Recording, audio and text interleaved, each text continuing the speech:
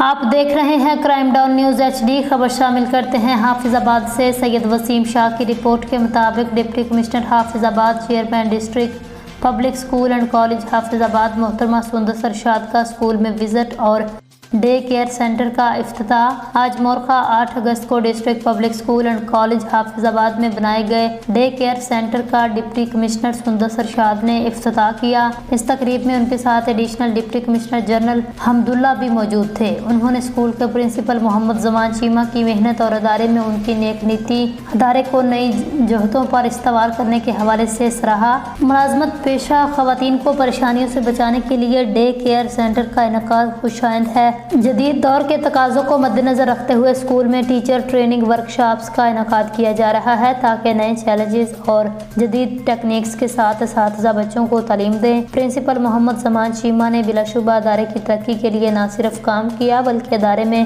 بچوں کی خود اعتمادی، ان کے کردار سازی اور گرومنگ کے لیے نئے نئے پلیٹ فارم متعارف کروائے، جس میں تقریری مقابلے، قرأت، نعتیہ مقابلے، کوئز پروگرام، اساتذہ کے لیے آن لائن ورکشاپ وغیرہ شامل ہیں۔